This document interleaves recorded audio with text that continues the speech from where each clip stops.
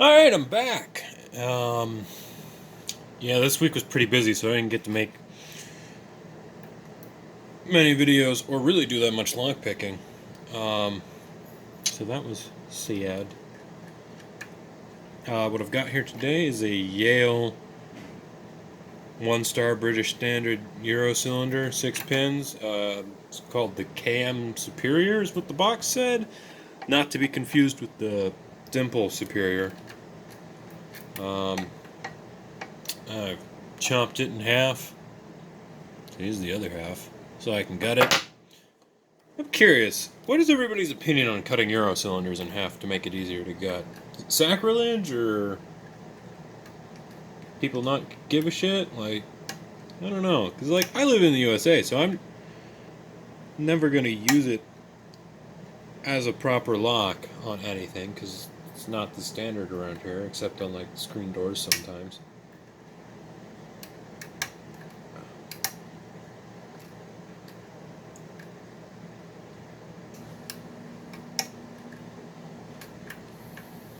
So, I don't know. Alright, nice deep fill set there. Also, I'm using a Peterson Reach in 25 thousandths.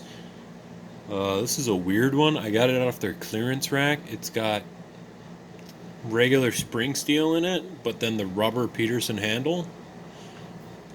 I'm assuming it was a manufacturing error, but I got it for like $5, so I don't care. I think it's interesting.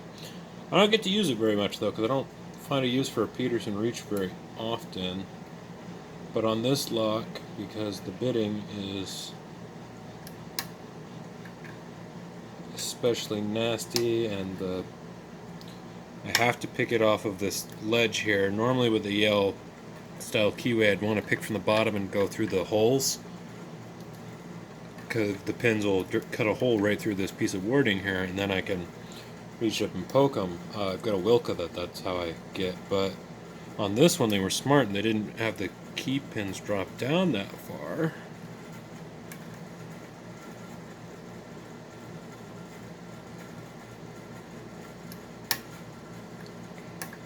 So you have to pick from the ledge.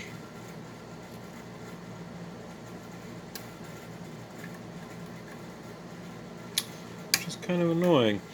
Also, I've got almost everything I need for the challenge lock in now. I'm just waiting on a quarter 20 tap and some quarter 20 grub screws.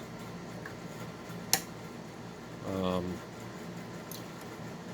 be asking, why the fuck do you need those? It's because these holes need to get plugged with something. Because that's where the pin pulls the core in on that padlock. There it goes. It was one pin away. Alright.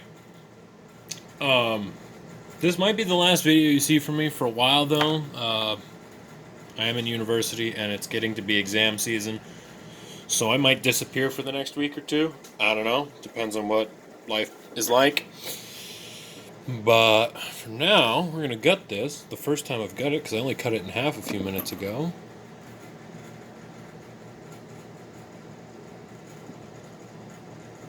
My tripod. Oh, there we go. I do have the key, which looks like this. I have a second one of these. I got this off of eBay. A pair of them delivered to the US for like $15 because no one bid on it, and I bid like $1 and then I just paid shipping. So I have a second one of these that I have not gotten open yet.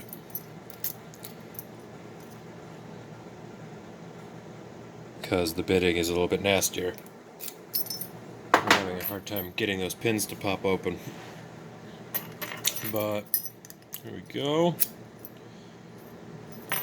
Turn that 90 degrees. We'll see if my follower works. And let's get.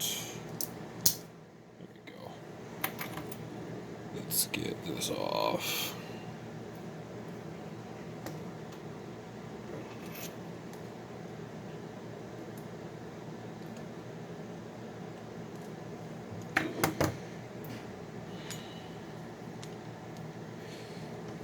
go. And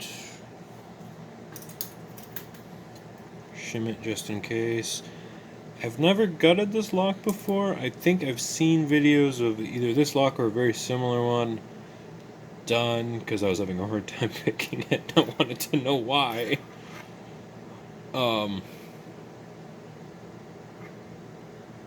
Ew, Christy. Probably because I put lube in here because I was wondering if that would help. It didn't. Because it's a brand new lock. Oh, okay. Yeah, that's... Alright, you bastards. I see your game. Alright, I'm gonna drop all these pins out.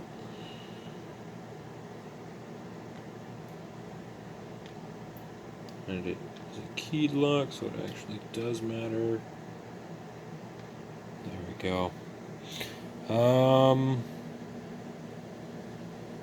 That's weird. Is that? That's a weird...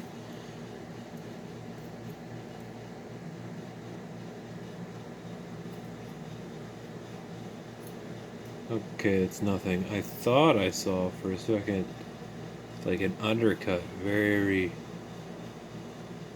far into here, but there was not. There are, if it would focus, 3 drill pins right up front. They do not want you drilling into this thing. Doesn't seem to be anything weird in the core, other than reasonably good tolerances. This is a well-made lock. And the driver pins look kind of like oh, they look kind of abused is what they look like. I've been picking on this lock for a hot minute now trying to get it open. But here's the longest one. So they do have a little serration cut into them, and they're rounded at the bottom kind of like a ball bearing. So yeah, don't want to overset these too far, you're kind of hosed. The only one that doesn't have a serration is the very, very short one. That haunts my nightmares and dreams. But hey, at least it gave me a use for my Peterson reach, right? I never get to use that thing. Okay. Let's see. What's in here? I think these are going to be barrel spools. And they are. Let me get this gutted and I'll... Alright, see what's in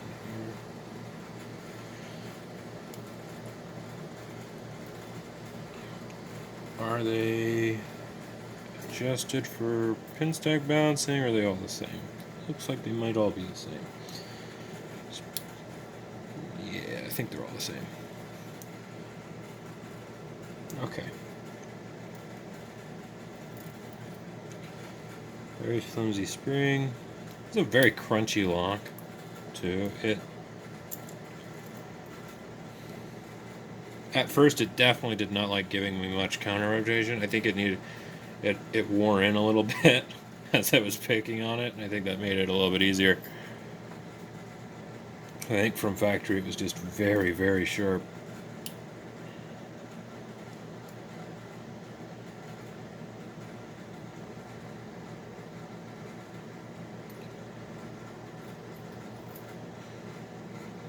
But 6 pins, all barrels, all of which are the same length. Alright, anything in the Bible of note? Other than these 2 drill pins. Focus, you fuck! There we go. And there, and one there. Again, they don't want you drilling this. That's for sure. No significant anti-snap protection. But then again, this was a very short format, so maybe there's just no room. They're not afraid of this getting broken. I don't know. Yeah, overall, it's a really nice lock, of which I now have 4. 2, 3, depends on how you count. But that's what it looks like all together. Barrel spools in every chamber, serrated key pins in every chamber except for the one with the very, very short chamber in position 4. So, yeah, that was a tricky lock. Took me a hot minute to get into. I like it though. I liked it a lot.